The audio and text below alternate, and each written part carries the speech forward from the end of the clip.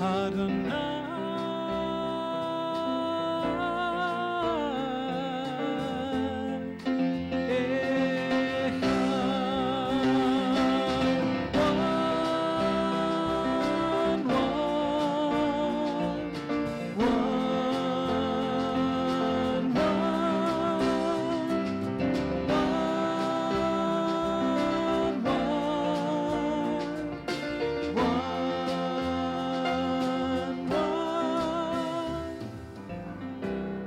La ilaha illallah,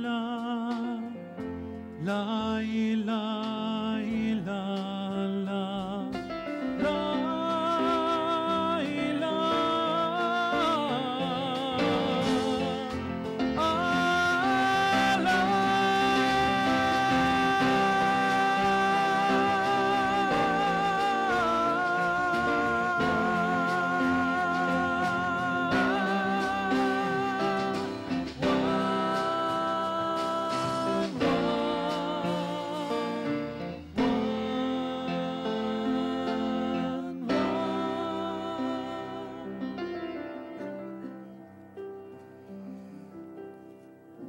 Take a moment. Quiet prayer, meditation, reflection, however it is you like to perceive it. You sit quietly in your chairs, be comfortable. And if you're good with that, let my words speak for you. For many of us, our image of God has changed as we grow in our faith, as we mature, as we question our perspectives. As a child, we may have seen God as an old man on a throne or floating around in a cloud, watching over us, guiding us, maybe even bringing an element of control over our lives. Someone we can pray to and ask for comfort, but a being that is a bit beyond our reach. At times in our lives, we may question that image. We may wonder about its accuracy, about how we feel about this God, how we connect to this being that is outside of us. In unity, we search for a God that is a part of us, a God that's our spiritual essence, our life's blood, our soul. We know that we are each a unique expression of God, that we are sacred and worthy. We strive to embody the wisdom that Spirit gives us, that connection with all living creatures, the oneness that brings us life. We let the love that is God fill us up and overflow from our lives to all those around us. Through spiritual practice, through prayer and meditation, our fellowship with others, we learn more about what God is to us individually as a whole. And we walk our paths knowing that all the wisdom, love, and faith and truth we need is present within us and with us at every moment. We don't have to reach high or look far to find it, because wherever we are, God is, and all is well. There is no God but one. There is no God but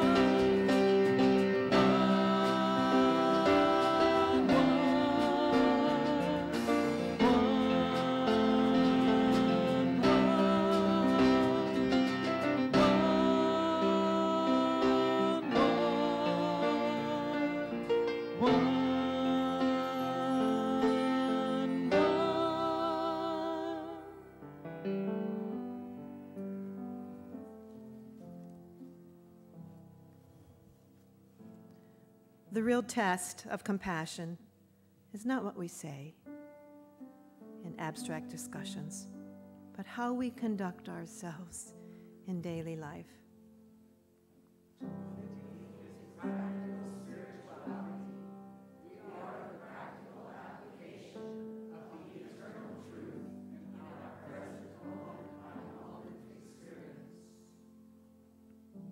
Your enemies are spiritual teachers, because their presence provides you with the opportunity to enhance and develop tolerance, patience, and understanding.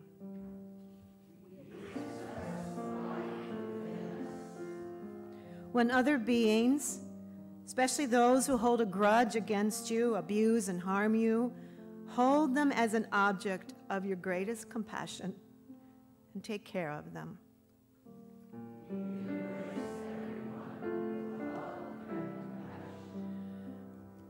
We often add to pain and suffering by being overly sensitive,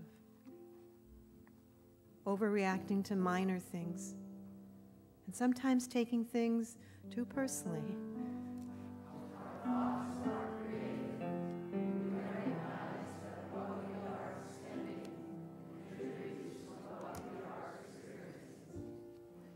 Happiness cannot come from hatred or anger. Nobody can say, "Today I'm happy because this morning I was angry."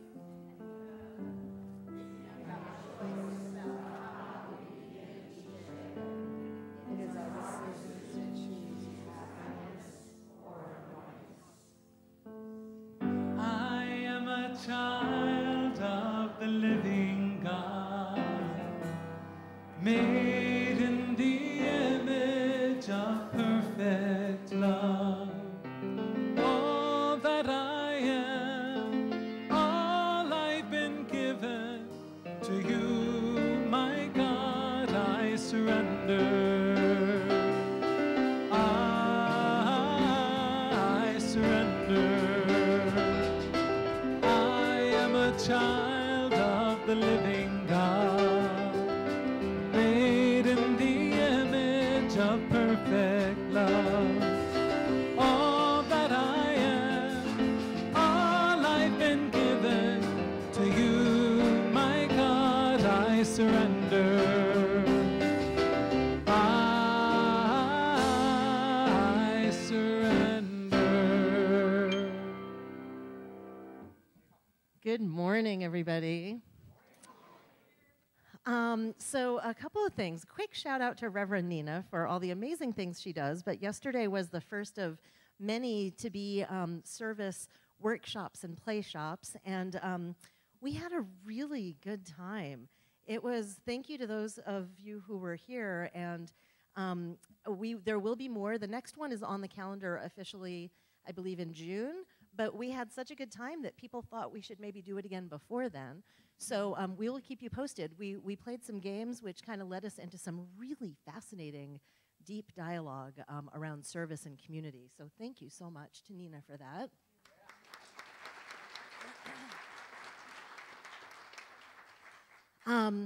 I would like to give a quick shout out to Stacy, who, as you know, has contributed immensely to our monthly hospitality projects. An extension of that, which we are introducing to the kids right now, is that we are adding another community service component to our program. And that will be, we have so many kids now that when we do our hospitality days, we need more jobs for them to do because we have so many kids. So in addition to doing our service to the community through our hospitality, each month we'll have a different focus on a different community service project. So you'll be hearing more about that from Stacy in years to come. Come on up here, Sophia. And welcome. Oh, do you want to say good morning? Good morning. We're really glad you're here. And you want to come to the talent show Friday night because Miss Sophia is going to be singing a song with her dad, which is going to be really awesome. So thank you. Thank you for being our family. Thank you for being our friend.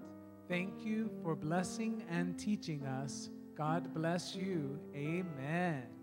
All that I am, all I've been given to you, my God, I surrender. Have fun, guys and girls and teachers and people. We love our youth education program. Welcome to Unity in Lynnwood. I'd like to personally welcome I'd like to start over. Welcome to Unity in Lynnwood. I'd like to personally extend a warm welcome to anyone and everyone who is here with us today in body, to our friends in virtual land, on the internet. We're glad you're here. We know that your presence is intentional, and your participation in this service is a gift to all of us. We are each blessed by those around us, and we are thankful that you are here. And thankful that you are here in this more typical Pacific Northwest February into March weather. I was mentioning earlier that, the snow is sort of like, like you have a great aunt that you like and she comes to visit once in a while and you're so happy she's coming and it's beautiful when she has arrived and it's peaceful, and then she stays too long and you're ready for her to go. And then she goes and you hear your cousin might be coming tonight. And then I love the snow. I love when it goes away too. That's why I live here. So we're glad you all came out. Today is the last Sunday of the month. And that means, in this particular month, that it's Prayer Sunday. Our prayer chaplains do a beautiful job here and give us a great gift. And you are invited to join them in the family room in the back for what we call a divine wholeness session after service. This is a silent, sacred time of being supported by a prayer chaplain as you are open to the movement of the Holy Spirit within you. So this is a little different than when they come and pray with you. Both good, but today you get this special gift of this divine wholeness session. So our prayer chaplains are wearing beautiful purple stoles, but if they wouldn't mind standing for a second so we can kind of get a visual on you. Thank you. And beautiful applause, because you do great work in our community. Thank you. And it's also, because it's the fourth Sunday, our Board of Trustees has generously provided hospitality in the Friendship Room after service. So any donations will benefit Unity in Lynnwood's building fund, and we invite you to join us for some snacks and fellowship after service. So thank you. As we all know, in Unity and in most spiritual traditions, prayer is an essential part of our lives. I was recently talking to someone who's important to me, and I was struggling. I felt like there were some changes that I needed to make, but I didn't know how to ask for these in prayer. I didn't know how to approach these issues. I wasn't sure how to trust, what to do. And he told me something that I thought was really helpful. He said, if you knew how to ask Spirit for what you needed, it wouldn't be prayer. It would be more like a to-do list, right? So it's prayer because you don't yet know how. So isn't that a beautiful thing about prayer? We don't always know what we need. We don't always know how to ask for it. We don't always know how to trust. But in prayer, we can just be present with that and be okay with that. So I love the description because it freed me from trying to figure it all out. Because I really, my husband will attest to that, I try to figure it all out all the time. Anybody else maybe like that? No. So to allow Spirit to quietly work in and through me, to trust. And one of the many beautiful things about our spiritual community here is you are supported, and you don't always need to know how. We have people that know enough about knowing how that can help you.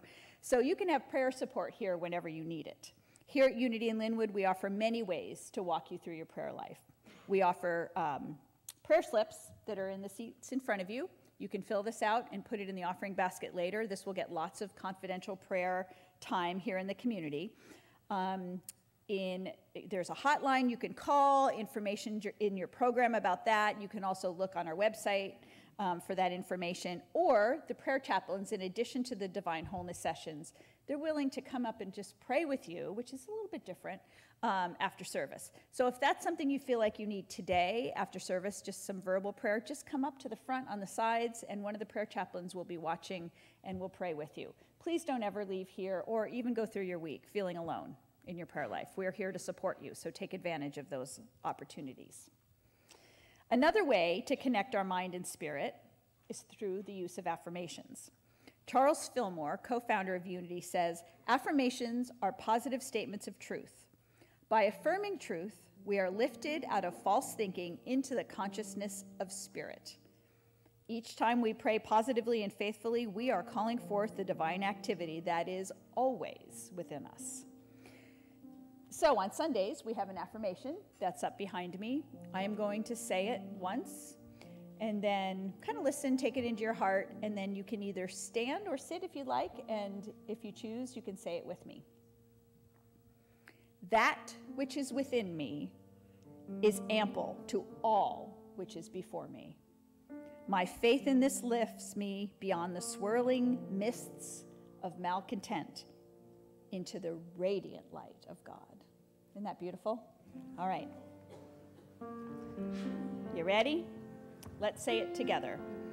That which is within me is ample to which is before me. My faith in this lifts me beyond the swirling mists of malcontent into the radiant light of God. There's a lot of radiant light around you, so take some time to say hi to people.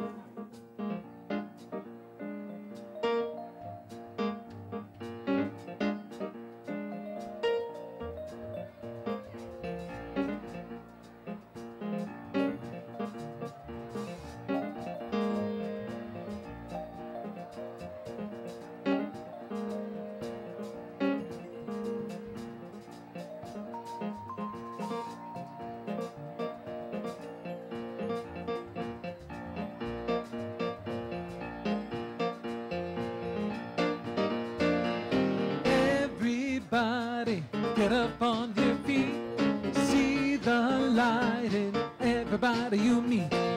Everybody, get up on your feet, see the light in everybody you meet. Let us be reminded of who we've come to be. We are love, we are one big family. Hey, hey, yeah, yeah. Hey, hey, hey, yeah, yeah. Get up on your feet, see the light in everybody you meet.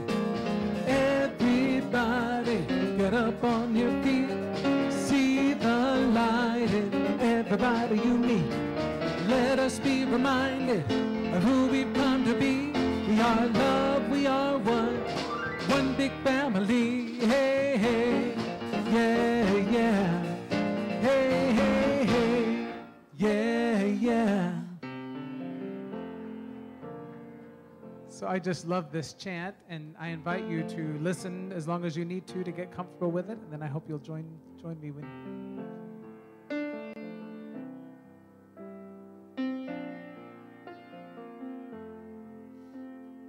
All that I am, I offer at the altar of love.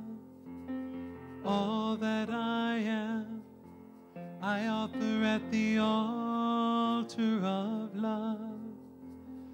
All that I am, I offer at the altar of love. All that I am, I offer at the altar of love. In sweet surrender, in sweet surrender. All that I am, I offer at the altar of love. All that I am, I offer at the altar of love. All that I am, I offer at the altar of love. All that I am, I offer at the altar of love. In sweet surrender, in sweet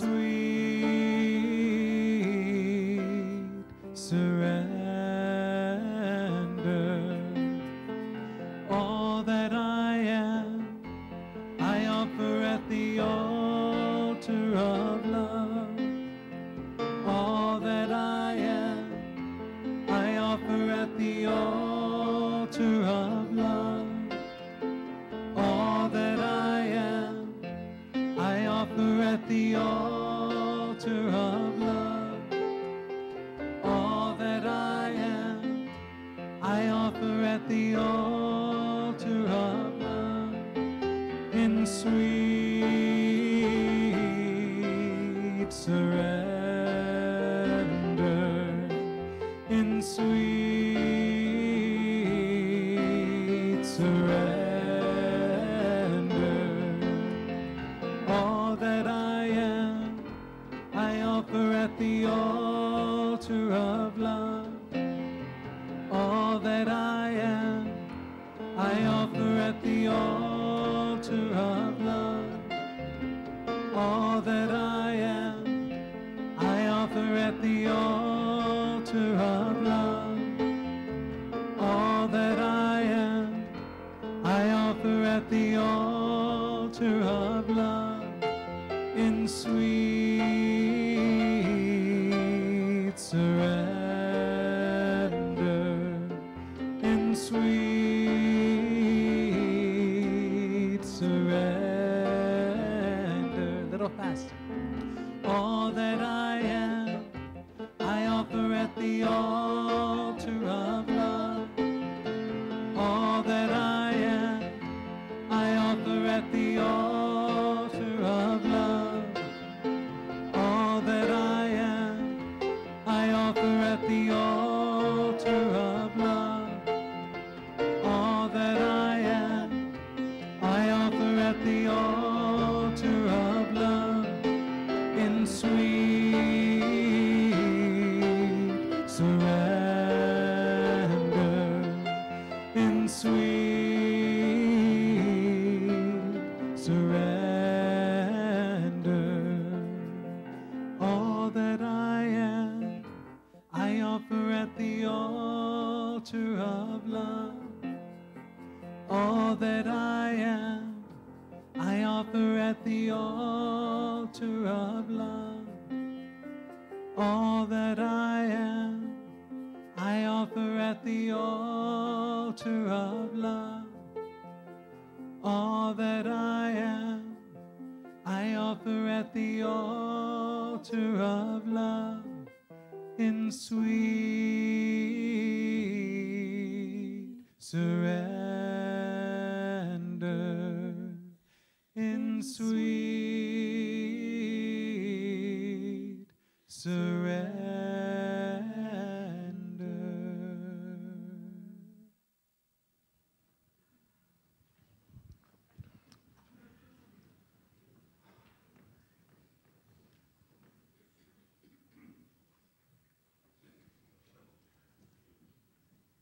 I think of going to church as being like an old-fashioned piggy bank. Does anyone remember those? Mine was ceramic. It had an ironically clean snout and a pink curly tail. It had a slot in the back, and in its belly it had a cork. Anybody? And even as a child, I remember thinking, what an incredible lack of commitment to have the slot in the back so close to the cork in the stomach. Now, a piggy bank with a slot in the back and no cork, that's commitment. And I think of attending church as being like that old-fashioned piggy bank. You know, Sunday is only one experience. We follow this with classes, with workshops, with soul enrichment opportunities. And like that old-fashioned piggy bank, you're going to love this. What you get in is equivalent to what you get out. This morning, I'd like to acknowledge those who put in a lot. They have completed all requirements of a class we call Unity Basics, and I'd like to welcome them to the platform at this time. It's my understanding that Kathleen McEwen and Amy Whitney and Nancy Merrill and Brian Gillum and Pam Gillum and Donna Nilsson are our 11 o'clock honorees. How did I do? Come on up. Come on up.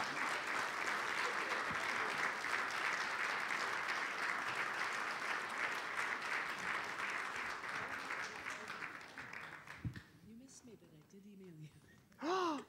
Well, thank you for emailing me, Rosalie.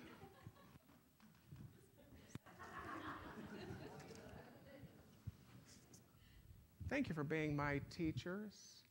Thank you for inspiring me, for enriching me, for asking great questions, for exploring important conversations. What I want you to know about these 5 people, 5, 2, 3, 4, 7 people, 8 people, Nancy Joy,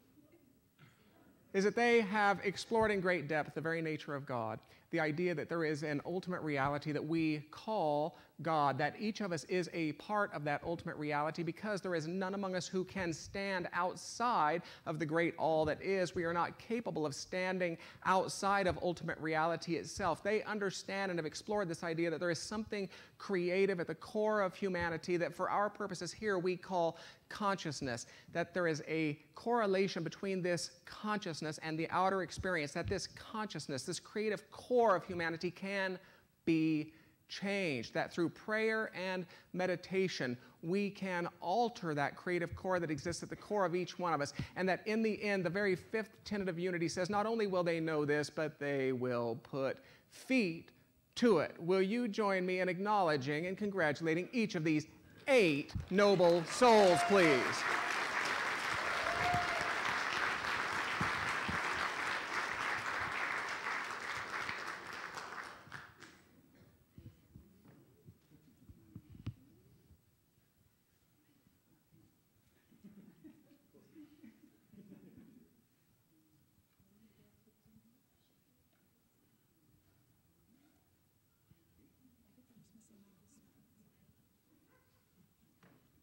I'm humbled to walk with you. I'm grateful to walk with you, and I'm honored to walk with you. Congratulations.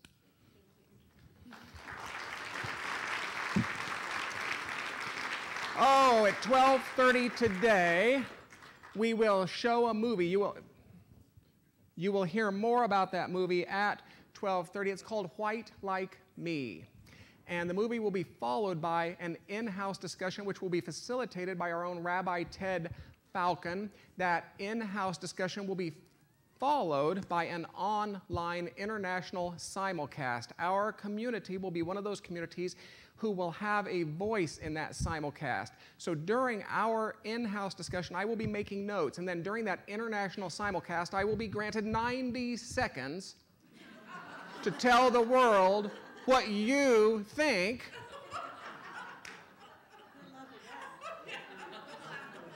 about that experience. Yeah, good luck.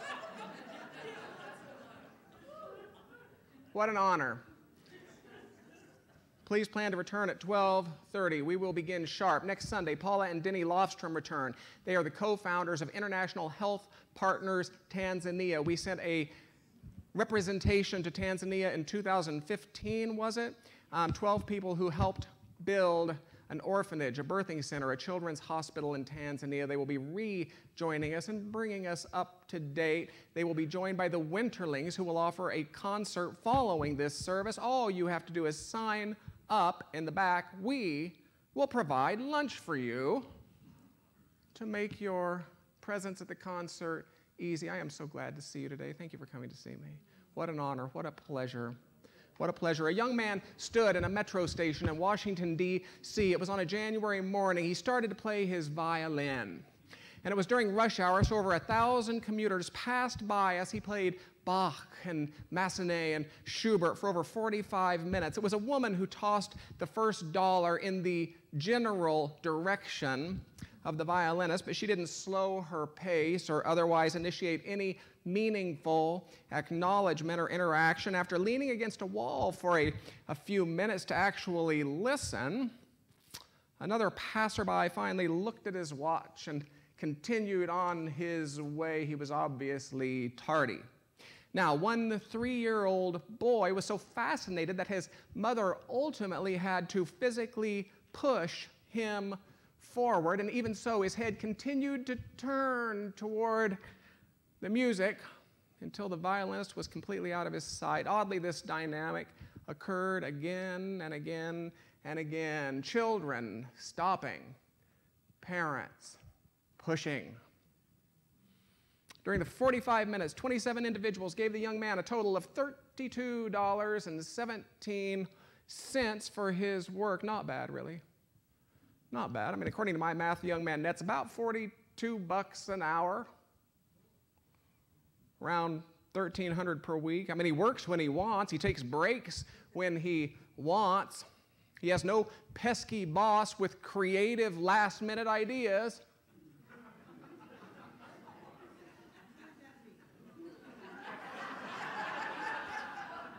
What are you laughing at? You'll notice on the upcoming video that when he finally stops playing, beyond one kind woman, no one turns.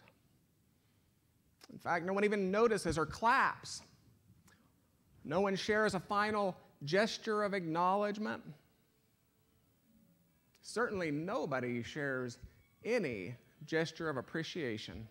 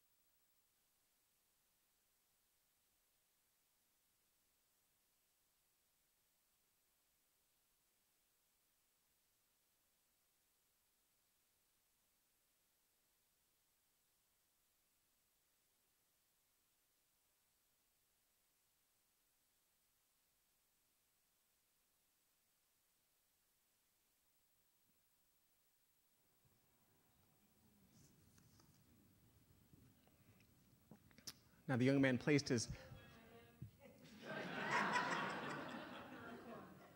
Sorry about that. Cameron, awesome.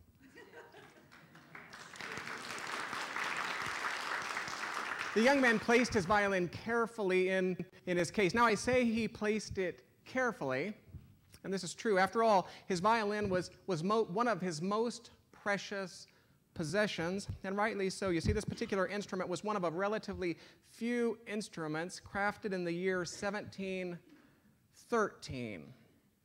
Its maker was an Italian craftsman. His name is common among string players. They call him Antonio Strata Strata what? Help me out here. It's Strata very of the family Stradivarius. In fact, the young man on today's video paid nearly $4 million for that particular instrument, having raised part of the money by selling his earlier violin for $2 million. It was the one with which he recorded the Oscar-winning score to the movie The Red Violin. Nonetheless, the young man placed his violin carefully in its case, and then he left for the day. He probably had other appointments. After all, he performs over 200 engagements each year in every corner of the globe. In fact, just 3 nights earlier, he had played to a full house at Boston's Symphony Hall, where the cheap seats were eagerly purchased at $100 a piece. And so it was that this young man with 36 original recordings, with countless Grammy Awards, this first American to be named music director of St. Martin in the Fields, this appointee to the Artist Committee of the Kennedy Center Honors, this member of the board of directors of the New York Phil, his name is Joshua Bell, pocketed that $32.17, and he walked out of the Metro. In an echo from a similar experiment that occurred some decades earlier, one reporter concluded rather sadly that the golden notes that rose from his fiddle were swept by the breeze into unlistening ears. Now, it would be easy to conclude that the point of the experiment was to encourage us to stop and smell the roses, inspire us to make our own kind of music, or in the grand tradition of the 1980s, to remind us that we are the world. It would be easy to conclude that the point of the experience was to press us to live in accord with any number of well-meaning song lyrics. And that might have been the point. It would make it easy, after all. I mean, your Sunday lesson could really be quite done at this point. Remember to stop and smell the roses. Have a nice day. Thanks for coming, you know. Remember to make your own kind of music today, Nancy Joy. Thank you for coming. Glad you're here. Have a nice week. It would be equally easy to conclude that the point of the experiment was to highlight the soul-numbing pace of modern life. Can anybody relate? I mean, today, calculations that once required decades are completed in minutes.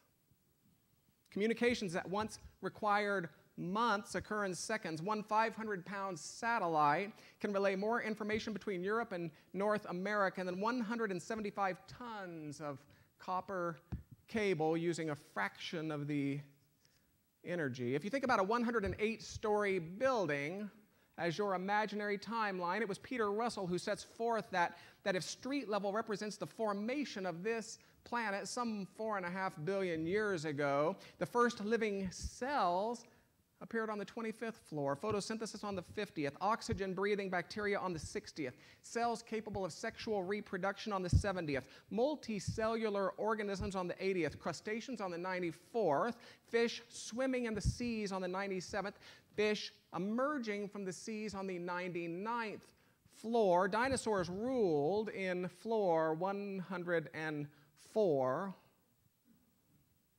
Mammals arrived on 110. Homo erectus stumbled out of Africa on 2 legs, only a few inches from the top of the top floor. You see, it took 99.99% of life's journey to reach this few inches from the top of the top floor. And this few inches from the top of the top floor marks the very beginning of humanity. Neanderthals appeared on the last quarter inch. The pharaohs ruled Egypt 1/50th of an inch from the top floor. The Greek and Roman empires 1/100th of an inch. And the Renaissance occurred about 1/1000th of an inch from the top. You see, using a 108-story building as our imaginary timeline, the entirety of modern history occupies a thickness measurable only by a microscope. And the age of the mood ring, the Rubik's Cube, the microchip, nuclear power, space travel, global warming, the internet, and fidget spinners, I still don't know what those are. Fidget spinners is too thin to be measurable at all. All human progress has occurred from an evolutionary standpoint in no time whatsoever.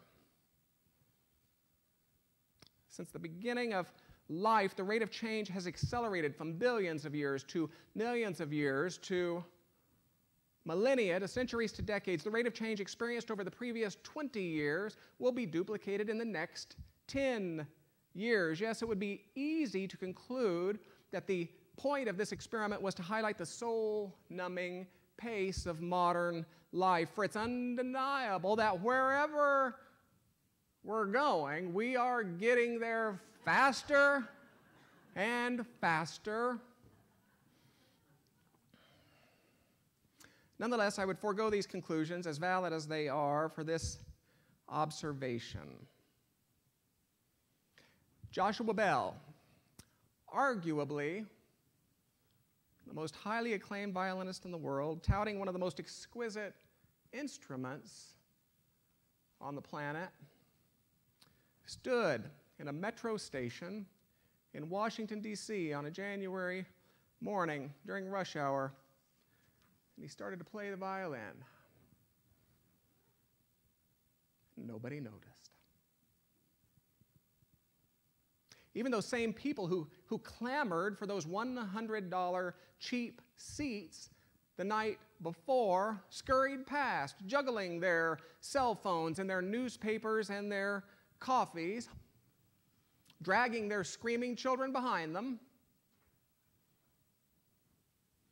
And if you're like me, we find ourselves standing together at the obvious question, well, why? Why? And because you gave up a morning worshiping at St. Mattress to be here, I can only assume that you would like to leave with something of a spiritual idea. So here's my best shot at a useful answer. Take a deep breath. We like to draw circles around people and stuff and things. And these circles we draw around stuff, things, and people delineate what we can see from what we can't see. That which falls within our circles, we can see. That which falls outside of our circles, we cannot see. For those in Boston Symphony Hall who drew a circle by labeling a young violinist music director of St. Martin in the Fields, or appointee to the Artist Commission of the Kennedy Center Honors, or member of the Board of Directors of the New York Phil, they could see transcendent beauty. But for those in that subway station who drew a circle around that same young violinist by labeling him homeless or transient or a nuisance, transcendent beauty was completely beyond their reality. Now, Joshua Bell did not change. I mean, both in Boston Symphony Hall and on that subway platform, Joshua Bell was doing exactly what Joshua Bell is good at doing, and that's being Joshua Bell. So in a very real sense, these circles we draw don't so much limit stuff, things, and people as they limit us. It was Emily Cady who said it this way: the fact is, each one looking at the same world sees according to the size of the aperture through which he is looking, and he limits the world to just his own circumscribed view of it. At which point we must ask the obvious question, well, what are the circles we draw for ourselves? They're easy to spot. They usually begin with statements such as, well, you know, my genetics are, or, well, you know, my history is, or, well, you know, my education is.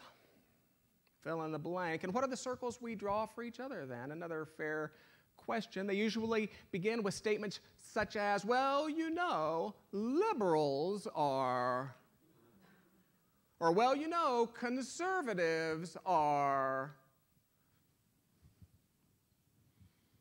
And they extend to, well, you know, women, and, well, you know, men, well, you know, the gays.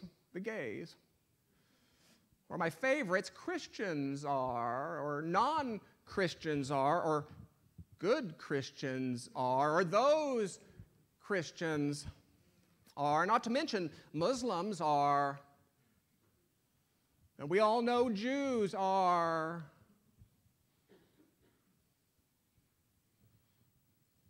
We all know Buddhists are. You see, they usually begin with some iteration of, well, you know, those people. I have to wonder if this is what is meant by the proverb, death and life are in the power of the tongue. For in a very real sense, it's the tongue which casts forth the realities which we're willing to allow into our experience. I have to wonder if the fundamental weapon of mass destruction isn't resting between your human teeth.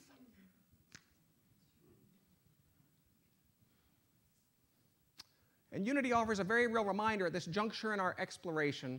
For unity would say that regardless of the circles you have drawn around yourself, circles of disease, circles of lack, circles of limitation, circles of mediocrity, we can draw bigger circles in which the real you can be discovered and welcomed as an unlimited, eternal, and dynamic soul stuff, ever unfolding in its exploration of its infinite, perfect nature. And unity would say that regardless of the circles we have drawn around each other to this point, circles of race, circles of geography, circles of age, circles of class, and dear God, circles of religion, we can draw bigger circles in which the real we can be discovered and welcomed as a conglomeration of equal and necessary parts, inextricably bound together in a greater whole that we call God.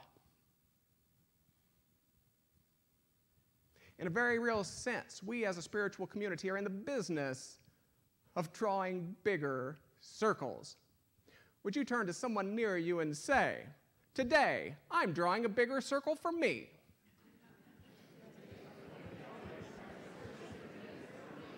And for the wild fun of it, would you choose another welcome face and say, "Today, I'm drawing a bigger circle for we"?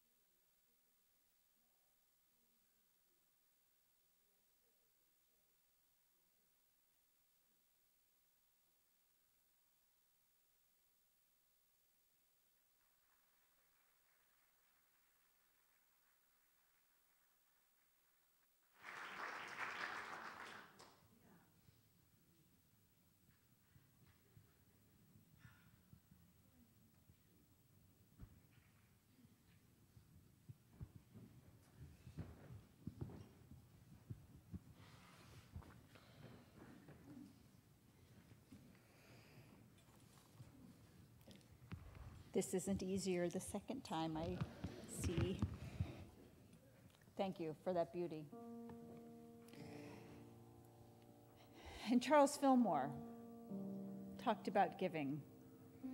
He said, "We are striving to educate the people on this question of giving and receiving, and to let their own experience prove to them that there is a divine law of equilibrium in financial matters that corresponds to the law of balance and poise that holds the sun and the planets in place." So as you prepare your tithes and your love offerings this morning, I say thank you.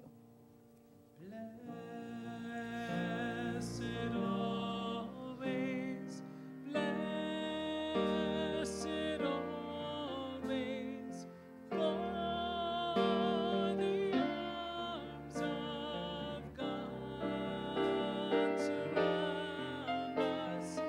Let our joy be so triumphant that we rest in God and say amen.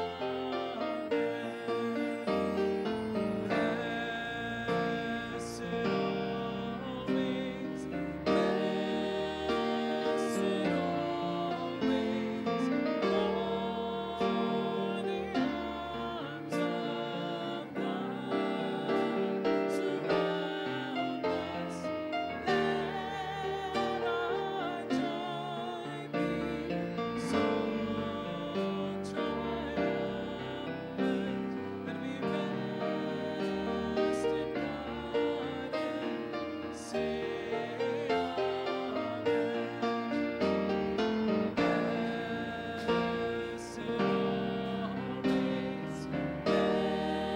Blessed always, blessed always, for the arms of God surround us. Let our joy be so triumphant that we rest in God and say amen. Thank you, God, that your living spirit of truth, expressing through me, blesses and multiplies all that I am, all that I have, all that I give, and all that I receive. And so it is. Thank you, ushers, for your gift of service today. Oh, boy, that was good. So, if you're here for the first time, or if you're newish and don't have any information yet about us, or don't have enough information about us, I want you to know that there's information available to you. There's a newcomer's information card in the seats in front of you that you can take and look at. As you exit the doors on the left, there is a welcome packet. If you have not received one yet and you're new, please feel free to take one. And there's also a stay in touch card. We send out about 2 emails a month.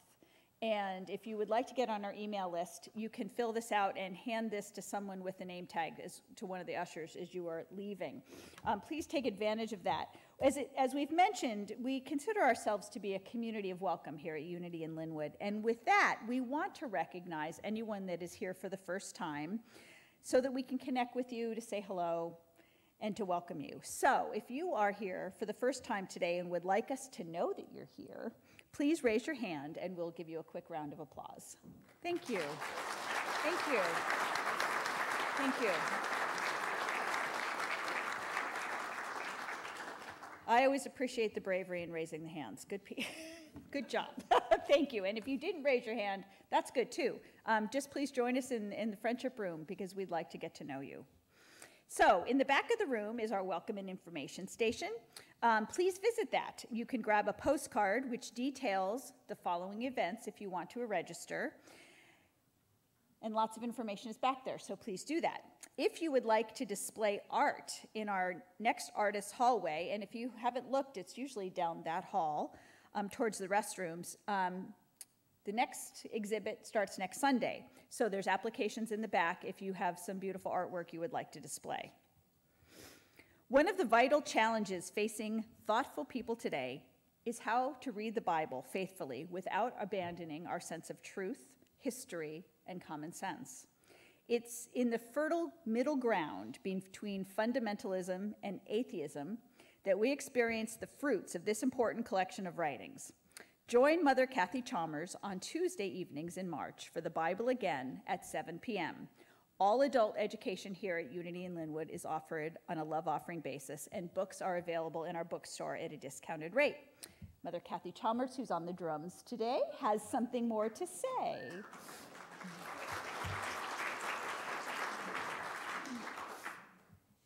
I just have a special little extra, prompt for the course, and I'm going to read it because I like to be precise.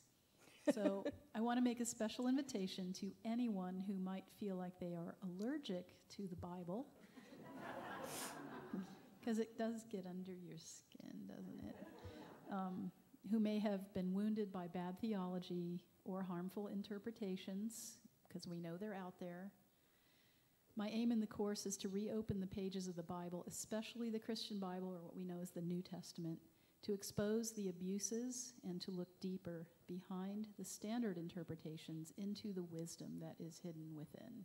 So I welcome you, anyone, everyone, no matter what your background, come see us on Tuesday nights. Thank you. Thank you.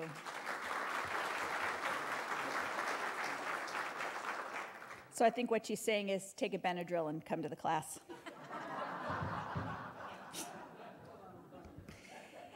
And if you need more talent than the tap dancing you see and the pad jokes you see up here on the platform on Sunday, please join us for Unity in Lynnwood's second annual talent show, UIL on Stage, this Friday, March 2nd at 7 p.m. This event always promises to deliver fun, frivolity, and many inspiring moments.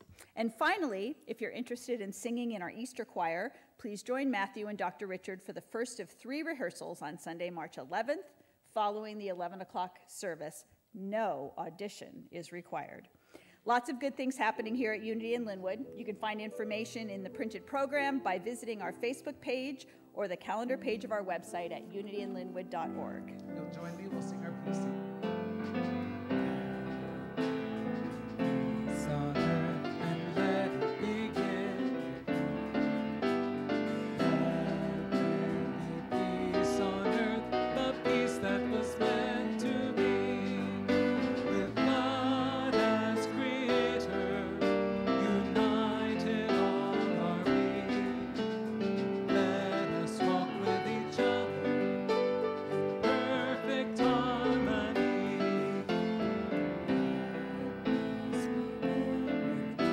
Let this be the moment now. Every step I take, let this be my joyous vow. To take each moment and live each moment in peace eternally. Let there be peace on earth and let it begin with me. So the cart is so far ahead of the horse, it's the first time it's ever happened to me, but we are one signature away from being the host organization for Marianne Williamson this summer as part of her Love America tour. So hold a high thought. It will occur at the Edmonds Center for the Performing Arts. You will have first dibs on tickets. I predict that it will be finalized today, but hold it in your heart in a high way. If there's the first name of any soul you would like to introduce into this powerful and palpable consciousness of love and support, please speak that name now. Right on. And so on behalf of all those names offered, whether with the human tongue or the human heart, it matters not. On behalf of all names extended, on behalf of all who have turned something of a spiritual ear to this very conversation, on behalf of all in Facebook land who stand with us today, we say we cast a wider circle on your behalf. We draw a wider circle on your behalf. It's a circle that represents the very divine nature of your beingness. It's a circle that is rooted in a God of life, a God of wisdom, a God of love, a God of supply. We draw a larger circle. And so it is that with great faith and with great boldness, we lift our voices together to speak these closing words. The light of God surrounds us. The love of God enfolds us. The power of God protects us. The presence of God watches over us. Wherever we are, God is, and all is well. The light of God surrounds us. The power of God protects. The presence of God watches over us, and all is well. The love of God enfolds us. Wherever we are, God is. We are safe, we are cherished, and all is well. All is well. We close our time together by speaking our words, and so it is, and so it is, and so it is. 12:30.